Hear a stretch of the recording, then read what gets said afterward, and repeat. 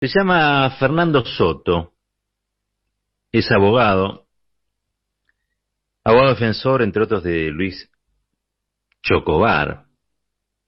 Ahora también del policía Amendolara, que intervino en el episodio donde Chano Carpentier quedó baleado, ¿no? También fue abogado del prefecto involucrado en la causa de Rafael Nahuel. ¿Se acuerdan, no? El chiquito asesinado por la espalda allá en Bariloche. Fernando Soto fue funcionario en el Ministerio de Seguridad de la Nación desde 2016 hasta diciembre del 2019, bajo las órdenes de la actual presidenta del PRO, Patricia Bullrich. Dentro de esa estructura se encargó, sobre todo, de organizar la defensa de Chocobar, policía condenado a 2 años de prisión en suspenso. Supongo que está pelado eso, pero fue condenado por disparar y asesinar por la espalda a un presunto delincuente en fuga. Digo presunto delincuente porque no estaba vivo para juzgarlo. Fue víctima de lo que se conoce como una ejecución extrajudicial. Por la espalda, todos vimos ese video. Pero Chocobar hizo una fundación, y es esta fundación la que ahora se ofrece para dar amparo a este policía Amendolara, que hoy fue imputado por lesiones graves. Como vemos, hay un movimiento alrededor de cierta policía donde los cuadros orgánicos del PRO y sobre todo de los halcones del PRO operan sobre las fuerzas policiales, sobre los efectivos policiales.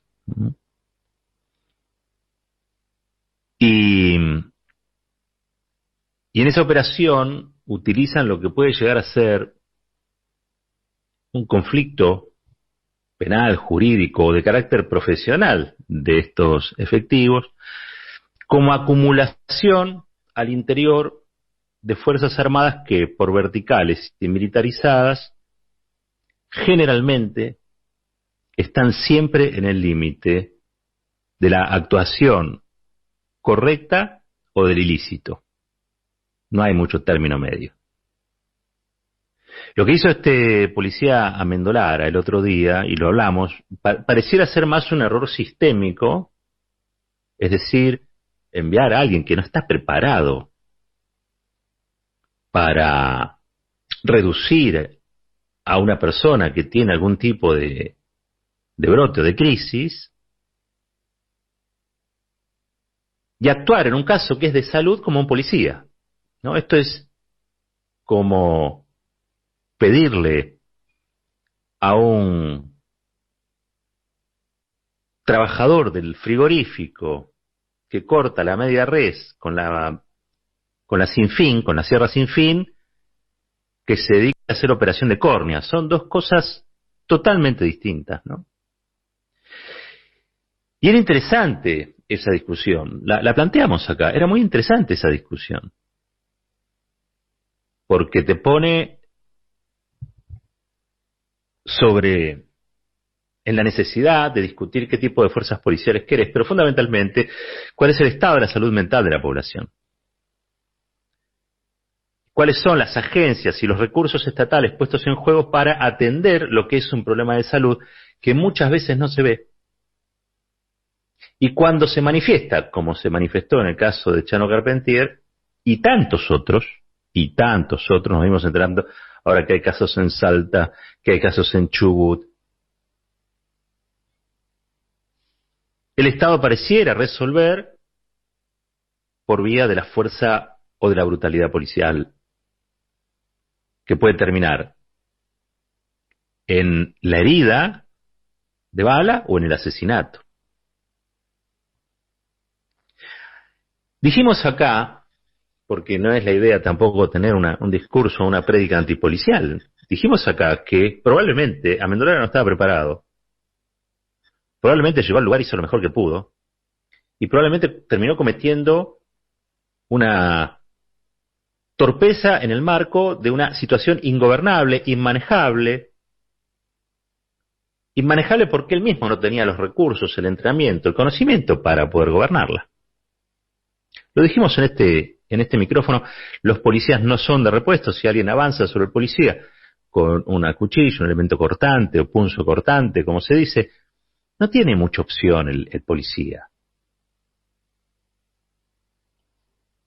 Están frescas las imágenes, incluso allí en Libertador, enfrente de lo que es la Cavia Libertador, por allí, el caso de una persona que estaba medicada y que había dejado de tomar sus pastillas y que atacó con un cuchillo a un policía y lo termina matando. Y el policía, si yo no recuerdo mal, tenía su chaleco antibala, ¿no? Yo no recuerdo si lo tenía puesto o no, pero digo la verdad, estaba equipado, pero claro, dicen que la distancia que tiene que mediar entre un arma cortante y el policía son 6,2 metros para que el policía pueda reaccionar. Creo que se llama método de Queller o algo así, por un oficial de la policía de los Estados Unidos, que dice que esa cantidad, esa distancia es la que le permite al policía reaccionar y evitar ser atravesado por una cuchilla, ya sea en la intención o ya sea también en el envión, es decir, en la inercia que lleva una persona con el brazo extendido y un cuchillo. Como ven, estoy exponiendo toda la realidad que uno ha conocido de un caso que ha tenido repercusión pública, y no estoy teniendo, y nunca tengo, y mucho menos en casos así, no parto de la base del prejuicio. No parto de la base del prejuicio. Sí digo que es probable que eso se pudiera haber evitado si el sistema tuviera en cuenta que este tipo de crisis son crisis de salud, que las personas que tienen este tipo de crisis merecen atención, que tienen derechos, y que el abordaje tiene que ser en la urgencia también multidisciplinario. Claro, todo esto dicho así, en un país que está gobernado como siempre por la urgencia, evidentemente dice, bueno, fue el policía y lo resolvió así. No, está mal como lo resolvió el policía. Ahora, encima el policía está imputado, con lo cual va a tener seguramente un proceso, una mancha en su legajo. Por suerte, Chano Carpentier se está recuperando. Por suerte también, Chano Carpentier no logró herir al policía. Digo, veamos la parte, si se quiere, de la escena que no ha terminado en un caso fatal. Pero les decía que hay otros casos que sí lo son. Y allí es donde yo veo que hay una acumulación de los sectores de la derecha, y hasta me atrevería a decir de la ultraderecha. Fernando Soto es un hombre que proviene del Instituto Universitario de la Policía Federal. Escuchen bien, fue el abogado de Ollarvide cuando ocurrió el escándalo de Spartacus, que, hay que decirlo, en aquel caso, la verdad, la víctima era el juez. El juez, se ventilaron imágenes del entonces juez Ollarvide en un lugar donde un juez no tendría que haber estado, pero que hacía también a su vida privada y a sus preferencias y a sus gustos y a su intimidad. Entonces, pero imagínense, ¿no? Todavía no había demasiada conciencia, no estaba generalizada la conciencia sobre esas cuestiones. El juez fue muy vapuleado. Y ahí lo defendió Fernando Soto. Decían siempre que Ollarvide, el juez Norberto Ollarvide, era un hombre de la Policía Federal. O sea, la Policía Federal en otras épocas ponía jueces federales que le respondían. Ollarvide también era profesor allí en el Instituto Universitario de la Policía Federal, como este policía Fernando Soto, que, insisto, es el abogado Chocobar, es el abogado de el prefecto que asesinó por la espalda a Rafa Nahuel, y bueno, él cumple un papel, ¿no? Quizá lo menos conocido es que había sido funcionario de Patricia Bullrich, porque la verdad es que Patricia Bullrich tuvo unos funcionarios eh, para hacer una novela, ¿no? Yo creo que les conté que quien fuera el capo de lo que era el área de ciberdelito, para combatir el ciberdelito, en el Ministerio de Seguridad de Patricia Bullrich, hoy es el jefe de los masones, de la masonería argentina.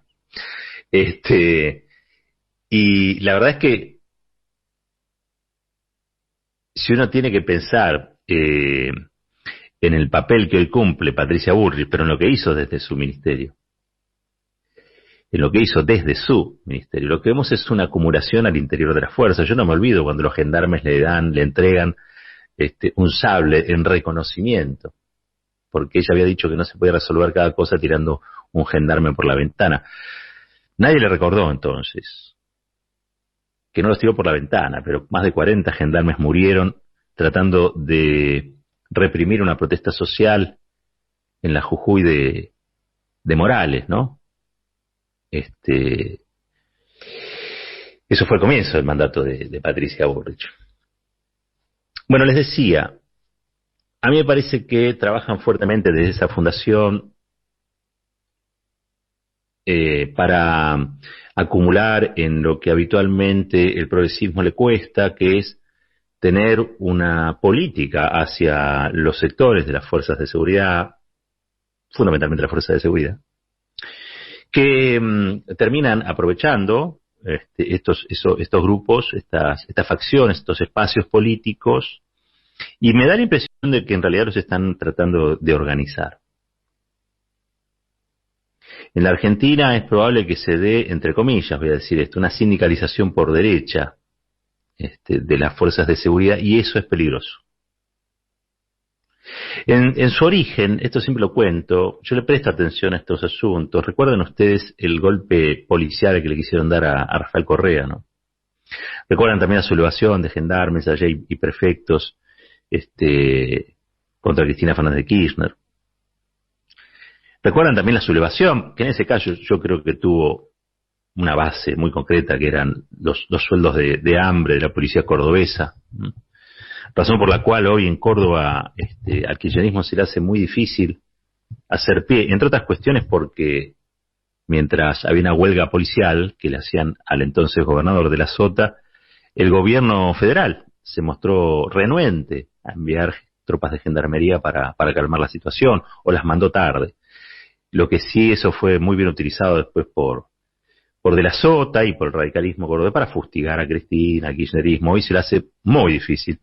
Y la razón, o una de las razones, probablemente sea esa, ¿no? Digo, el schiarettismo expresa no solamente el separatismo clásico de los cordobeses y las cordobesas en materia política, el cordobesismo político, sino fundamentalmente un intento de ser peronistas distintos a Cristina, pero tiene una larga tradición.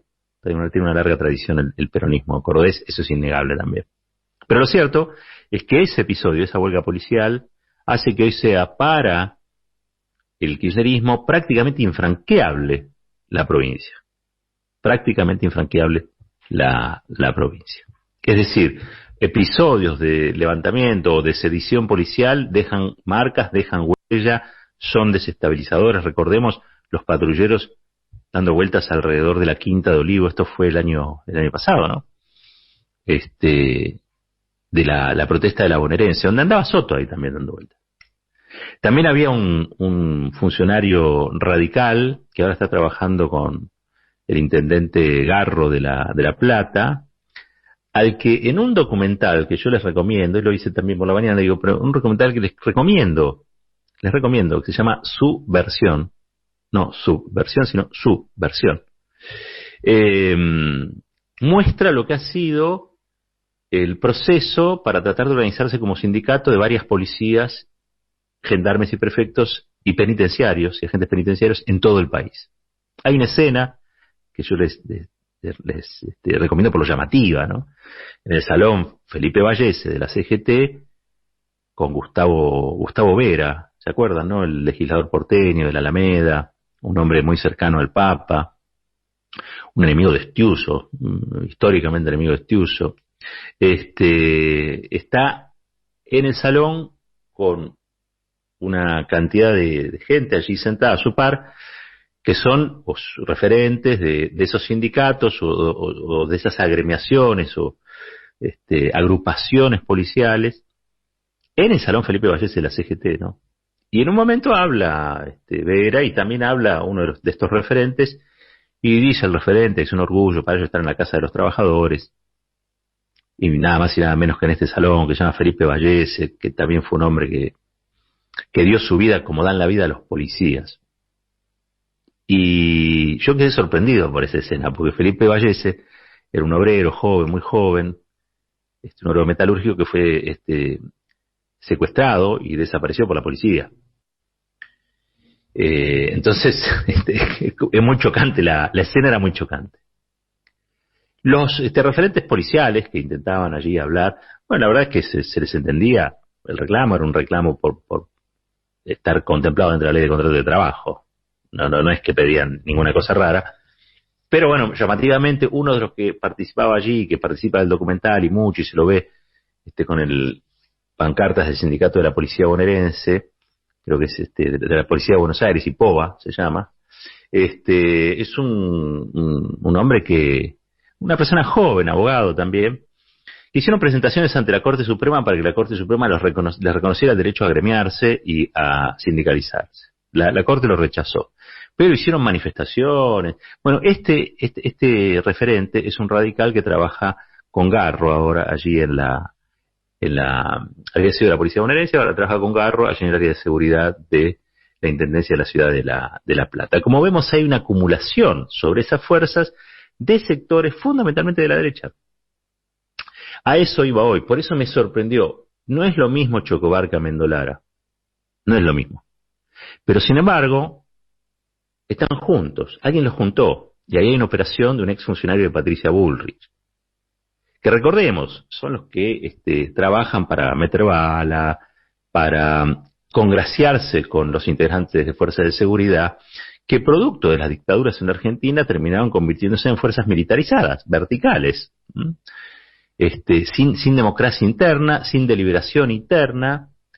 La Corte Suprema rechazó los reclamos y lo que ahora vemos es que sí se ha dado en algunas jurisdicciones la posibilidad de que tengan algún trato directo con aquellos que deciden sobre sus sueldos. ¿Sí? Pero después nada, la disciplina es una disciplina militar, es una disciplina que ha quedado como legado, como herencia de las policías bravas y de las policías comprometidas con las violaciones a los derechos humanos del terrorismo de Estado.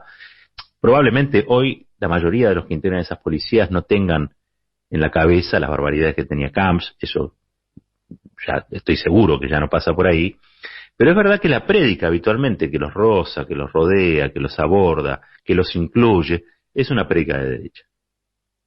Es esta prédica de nadie nos defiende a nosotros y todos defienden a los delincuentes y como un nosotros, ahí se construye un nosotros que está por fuera o pareciera estar por fuera, ¿sí?, de la legalidad democrática. Y cuando se quieren sindicalizar encima les dicen que no. Entonces aparece Fernando Soto, funcionario de Patricia Bullrich, y le dice, che, Chocobar armó una fundación. Y Chocobar arma la fundación. Y la fundación esta lo va a buscar Amendolara, que es el que valió a Chano. Y ahí se va armando como un cuerpo, como un espíritu de cuerpo asociado a las ideas de aquellos que consideran que las fuerzas de seguridad tienen un lugar estrictamente represivo, ¿sí?, pero que siempre tienen razón o que no han incurrido o que ya se ha superado la etapa de la violencia institucional, etcétera, etcétera, etcétera. Por eso digo, cuando uno ve la escena de esos gendarmes que le dan el sable a Bullrich, tiene que pensar en estas cosas. Y tienen que pensar también en el rol desestabilizante que pueden llegar a tener estas fuerzas policiales agrupadas alrededor de una prédica de derecha. Por eso yo, más que nada hoy lo que quería era comentar, hoy es viernes, un llamado a la reflexión. Estamos hablando de noticias que han sido noticias de último momento, digo, se ha imputado a este policía, esto de Chano la verdad que fue la noticia de la semana, digamos, y tuvo muchísima repercusión, también un abordaje espectacularizante, un abordaje morboso, todo eso es cierto, pero a veces hay que tratar de ver abajo del agua algunas cosas, y yo veo ahí algunos movimientos que a mí particularmente me preocupan. En sus orígenes, y con esto termino, en sus orígenes, las policías eran organizaciones civiles armadas. Organizaciones civiles armadas. Producto de las dictaduras, se convirtieron en fuerzas de seguridad dependientes en grado, o sea, los policías creen que son como militares, cuando no lo son. La carrera militar, la estructura vertical del ejército, de las Fuerzas Armadas, es otra. Las policías no tienen que copiar eso. No sé qué opinará Bernie de esto, seguro que estará en desacuerdo, pero lo cierto es que son organismos civiles armados, organizaciones civiles armadas. Es el pueblo y una organización de seguridad del propio pueblo con a quien se le da la potestad de tener un arma en la cintura y de aplicarlo en casos excepcionales. No en cualquier momento, no en cualquier circunstancia, pero pareciera que ese legado, esa herencia de las dictaduras, ha hecho que las fuerzas policiales, o los policías, o los efectivos, se consideren a sí mismos como militares. Y no lo son. Y no debieran serlo. Yo escuchaba a Pedro Castillo, el presidente del Perú, como una de sus promesas, decir que iba a generalizar la experiencia de las rondas campesinas. Las rondas campesinas eran campesinos organizados, agrupados y armados que defendían sus bienes, sus pocos bienes, digamos, su ganado, frente a los parapoliciales, frente a los saqueadores y frente a guerrilleros de Sendero Luminoso. Ese fue el origen de Pedro Castillo, el maestro Pedro Castillo. Esas rondas ganaron muchísima popularidad. Bueno, ahora las quiere transformar en policía. Pedro Castillo, es decir, es un organismo civil armado, pero que no tiene el régimen y la disciplina de una fuerza militar, sino que por el contrario, rinden cuentas a la sociedad civil, son parte de la sociedad civil, la única diferencia es que portan un arma, se los entrena para que la usen bien y punto. Hay que superar esa división. Mientras esa división no se logre superar, estos grupos van a ser, estos espacios, la familia policial va a ser lugar de acumulación de sectores de la derecha. Y no necesariamente quieren ser de derecha, ni necesariamente, pero es verdad que la derecha tiene hacia ellos políticas muy concretas. Hace poco hablaba con Frederick y nos decía que ellos habían reparado salarialmente, cosa que había sido muy recibido por los integrantes. La idea me parece que va por ahí, un reconocimiento profesional, pero fundamentalmente desmilitarizar las estructuras y desmilitarizar las almas de muchos de estos efectivos. El progresismo no puede tener solamente para estos sectores un afán de impugnación, que no está mal, porque la historia que tenemos es la historia que tenemos. No tenemos una historia distinta a la que ocurrió. Y estas fuerzas policiales estuvieron, las fuerzas como fuerzas, no estoy hablando de las personas, involucradísimas en el terrorismo de Estado. Entonces hay secuelas, claro que sí. Pero también es cierto que hay generaciones que han pasado. Me parece que es el momento de empezar a dar el salto sobre una política que empiece a pensar en estas personas como personas con derechos, como personas con derechos y con libertades que la sociedad civil se da a sí misma, y ya no como grupos militarizados que puestos a atender un problema de salud, aunque quisieran hacerlo bien, lo van a hacer siempre mal, porque no tienen otros elementos más que su criterio y una pistola al cinto. No se le puede exigir mucho más. Es para pensar esto, para repensar. Mientras tanto, Patricia Bullrich y sus secuaces hacen su agosto. Esto es Fuerte y al Medio.